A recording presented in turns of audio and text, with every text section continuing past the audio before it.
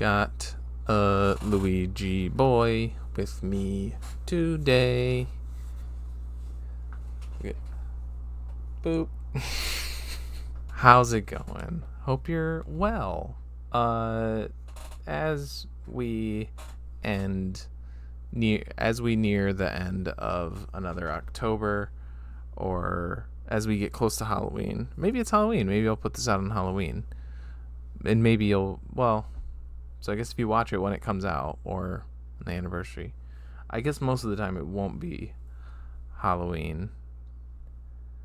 A little bit more of a chance it'll be October. It'll be relevant when it comes out. I promise. I promise to me.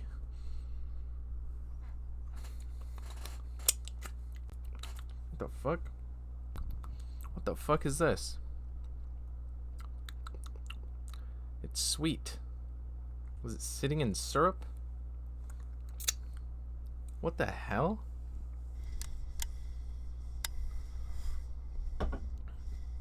Thanks. Cutting while I go to the list, and I got a Ouija boy. Cool. That's pretty cool, right, Luigi? Hope all that'll stay in for sure. It's potentially Halloween, and I want to talk about Hooptober. Where it comes from, what it's doing, why it's doing what it's doing. Get it out of my face. I eat honey and I kiss it on the lips. If you're like me, prior to about a month ago, probably what the fuck, what is that? So I'll do a brief go over what it is, and then go into my first experience with it, some highs and lows, some highlights and some lower ones. I don't know, maybe I'll go over everything. I haven't really planned this out. So if you don't know what Hooptober is, it is a horror movie challenge created by a Letterboxd user, Cinemonster, where you have to have 31 horror movies. That's the main rule. And then each year there's like a just like a random, I believe, set of criteria. I think some of it is kind of determined by things that have happened in the last year. I think there's some, because Roger Corman died recently, so there's New World Pictures movies this year is one of the things, and he was like the creator of that. One of the requirements is for doing Hooptober is you're supposed to do reviews for all of them, so I include all my reviews for all the movies if anyone's interested in more in-depth thoughts. So I'll just run through what the criteria are for this year, and then like how mine fill it, and then I'll just kind of touch on, I guess, ones that stuck out or whatever, for good or for bad. So there's you need 6 different countries. I had 8 different decades. I had 8. That one surprisingly was the one that I struggled with more than the countries. So then the more specific rules. All the films from horror franchise with at least 4 entries. I chose the Predator franchise. 1 film by Wes Craven. I did Red Eye. 1 film caused by / worsened by weather. I chose Identity. 1 film starring a black woman. AVP, Alien vs. Predator. So 1 movie can meet multiple criteria. So if you're really clever, you could get all your criteria met, and then you have a bunch left over of just like ones that you want to throw on just for fun. 1 Donald Sutherland film. I chose Buffy the Vampire Slayer. 3 films from New World Pictures: Rabid, Transylvania 65000, and House. That's the 1985 American one, not the Japanese one. 2 Indian films. I did, if I'm pronouncing these right, Rat and Tumbad. I think that's roughly right. 4 Italian films: Deep Red, Zombie, Demons, and Cemetery Man. 2 horror comedies: Transylvania 65000, Buffy the Vampire Slayer. So those are both doubles. 2 films made primarily or entirely in Texas: The Faculty and Predators. Predators came in clutch here because I was having a heck of a time finding movies made in Texas. There's plenty set there, but made in Texas. And there is a note on the Wikipedia for Predators specifically mentioning that 60% of it was filmed in Texas. So, hey, that's primarily made in Texas. So I thought that was pretty sweet. One film that exists in at least 2 available cuts, Nightbreed. One Robert Vina film. Some of the I might be ruining some of these names. I'm sorry. The Hands of Orlok. One Michel Suavi film. Again, I don't know the. I'm might be saying these names wrong. I'm sorry. Cemetery Man. One film from 2011, Absentia. One film from 1984, Strangler versus Strangler, and one Tobe Hooper film, which if I didn't mention is a mainstay role. That's the reason it's called Hooptober. I did Life Force. And then I also had 5 spots left over, meaning on the cards, which I filled with movies that have been on my watch list for a while. So those for me are House of the Devil, Frogman, Infested, Resolution, and Pulse. So here's that list. I actually had like a ton of fun with the scavenger hunt of like finding movies, not only like literally finding ones to find that are available to watch. Notably, these Indian ones were really tough to find. VPN saved the day. Some of these, a decent amount of these, are ones that I'd never even heard of before. Like Strangler versus Strangler. These Indian ones. Actually, maybe that's it. I feel like I thought I remember there being like, I guess Hands of Orlok too. I thought I remember there being like a lot more that I'd never heard of, but it might actually just be those ones. But it's still cool, like finding ones like, oh, like I've heard of that one. I've heard a lot of people mention that one. That one's like supposed to be a classic, or that's like The Faculty. I watched Trap, so I was kind of on like I was like, Josh Hartnett, yeah, hell yeah. I'll add that one to the list. It's fun, like, finding ones that fit the rules. And being like, oh sweet, I'll finally get to check that one out. I'll finally get to watch that one. And then like the ones, like these ones, namely, I'll say Resolution and House of the Devil, have been on my horror watch list for years.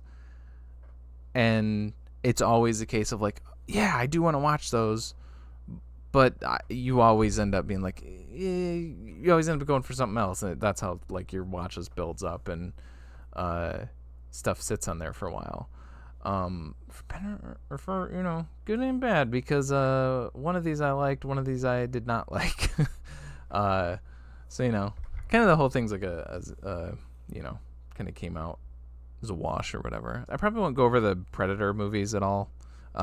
Because I just did a video where I ranked the Predator and Alien movies together on this channel. You can go check that out if you are interested in that. So we'll just kind of put those to the side, and that takes off a good chunk of the list. Let's filter, sort by my ratings. I'll do highest first, and get rid of that shit. Minimize that. Okay. So let's see how it goes. So these are my higher ones. I think up to here. I think these are all, 7 and above. Onibaba is the only one I gave 8. But there are a few that are really close. So let's see what I want to talk about. But hey, that's not too bad. So like a third of the list is 7 or above. That's a pretty good hit rate, I think. And then what do we got? I think this is the start of, so that, and then 11 are 6s. So that's still good. These are all ones that I enjoyed. I had a good time with all these. And then, so 5. So it's like a third really liked, a third I liked, and then a third were like, to bad. So these aren't in an actual, like, 1 to 31. This is just grouped by the ratings. This isn't actually like, this isn't, I mean it might be. So these are my lowest of the low. House of the Devil I'd heard so much about, Ty West's, the X trilogy, and I thought those were okay. But I had always heard that this one was really special, and it was really, really just dull. I thought it was incredibly dull and just like rode the like 80s nostalgia. Hey, don't you like? Isn't that fun? And that was like it. um. So yeah, it was a bummer. His best movie is his non-horror one, because I really like In a Valley of Violence. Great movie. Transylvania 65000 is one of the most painfully bad comedies I've seen, at least recently. Just completely misses the mark in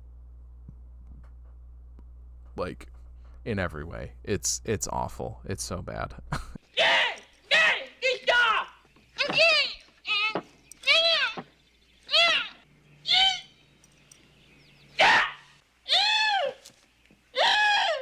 Deep Red, Dario Argento. I don't know if I'm a fan of his, but also what tainted this one for me, if this is a factor for you, there's like real animal cruelty in it, and that just irritates the shit out of me. It really put like a bad taste in my mouth. So yeah, that's part of the reason that one's so low. Strangler versus Strangler, I want to point out, because even though it's pretty low rating for me, it is a really interesting movie. It's a horror comedy, Yugoslavia. I'd never seen a movie from there before, and it has just such an interesting concept. And the movie is really weird in I think mostly a good way. It's just the comedy didn't land that much for me. Maybe like slight, moments like that, but that was about it. But I still really appreciated the just insanity of the plot. Yeah, it's props for being weird. It wasn't my thing, but it might be yours. It might be someone else's. I still kind of wanted to shout it out because it felt like a sort of hidden gem. Frogman's worth a watch. I know I just gave it a 6, but big ups to Frogman for like the final act. Final act is great. That really lifts that one up. Rat, one of the Indian movies. Cool stuff here. I don't know. There's a really cool scene in a theater. Everybody like disappears.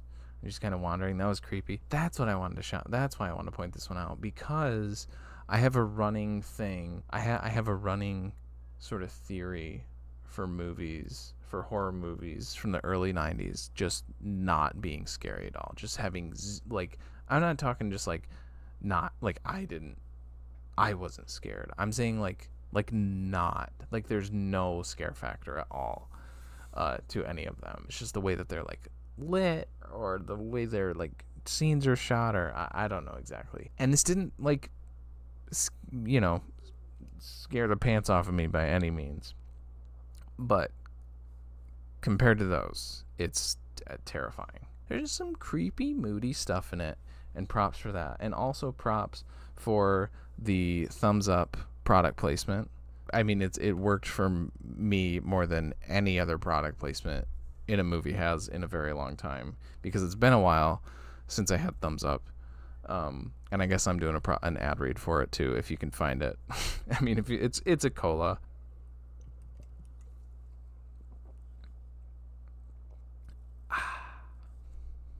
But then I gotta go to these ones. See, this is what I mean. They're not in order, because Tumbad, Resolution, Cemetery Man would be like 2, 3, and 4 right here. Because they're all 3.5 stars, but they're all pushing 4 stars for me. I would like to watch all of these ones again, all 3 of these again, and kind of reassess, kind of know where they're going. Because I thought they were really good, and like really like verging on a higher score.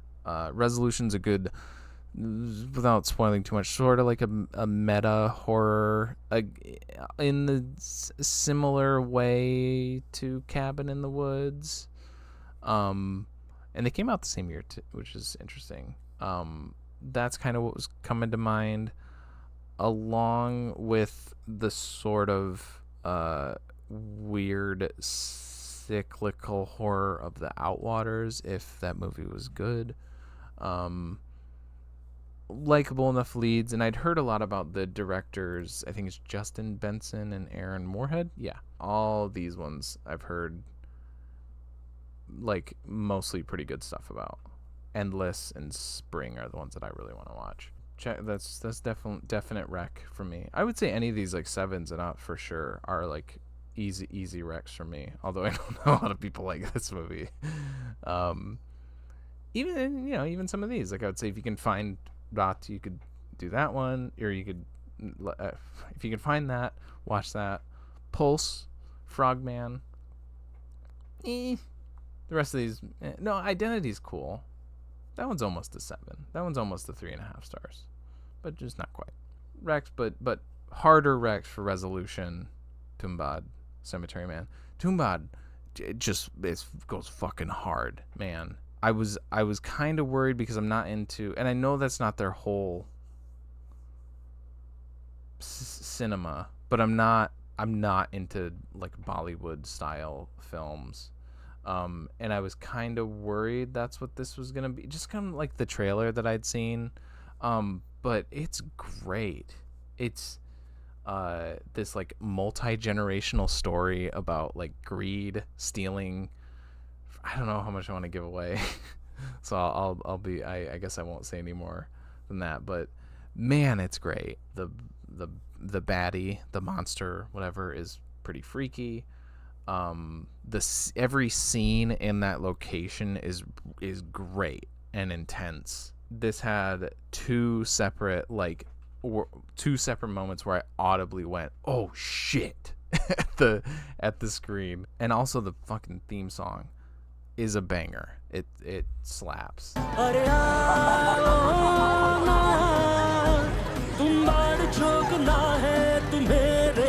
And Cemetery Man is Italian. This is the Michel Schwabi film. Rupert Everett is the lead. He's really great in this. It's a super melodramatic, like horror romance comedy thing. Again, really close to going to 4 stars with this one. Another just kind of wacky, like a bunch of different concepts and ideas. Very Evil Dead 2-y. I'm pretty sure I've seen like a handful of other people compare it to Evil Dead 2 on this. If you like that movie, it's probably like this one. It gets the end. It just keeps going. It keeps adding new ideas and new concepts that are just it's wacky. It's a wacky movie. It's a wacky fun time. And then last one is the only one that did reach as high as 4 stars. Although I will say when I first rated this, I did have it at 3.5, but then I couldn't get it out of my head for like days afterwards, and just like kept thinking about it. I'm like, it's gotta be, I gotta give it points for that. So I did. I bumped it up again. Kind of it's one area, a couple different like locations, but the same like vibe. It's on this like marshland with like super tall grass that you can't see over, that just like dwarfs all the characters, and in like incredibly oppressive atmosphere. That what I was thinking of watching this was like Texas Chainsaw Massacre. Part of the reason that I love that movie so much is that extremely just like the atmosphere, the literal atmosphere of like where the people are, but also like of the movie itself, just making you feel just queasy the whole time. And in this, they're like always sweaty. They're like, even just like watching them like try to sleep in their hut, and they're like basically nude, and they're just covered in sweat and just like tossing and turning. I'm like, oh, that was some of like the most horrific stuff I saw all month.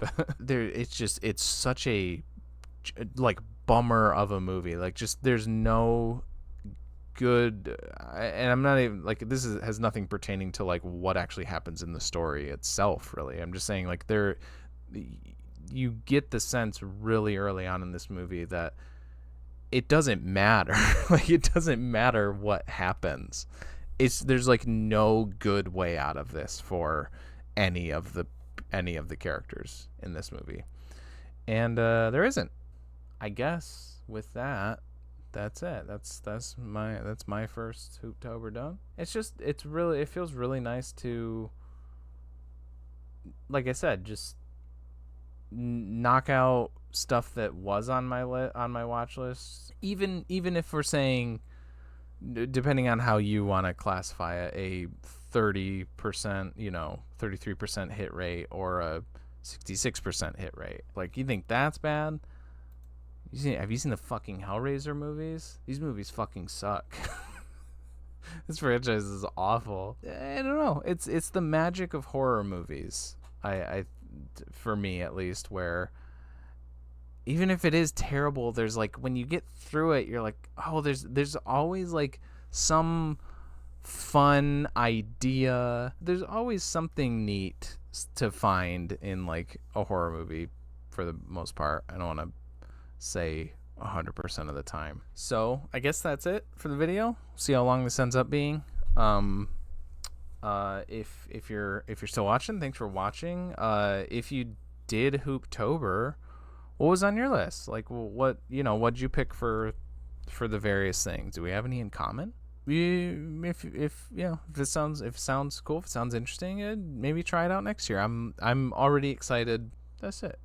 Hope maybe if you didn't know, hopefully this was a good sort of primer for what to expect with it.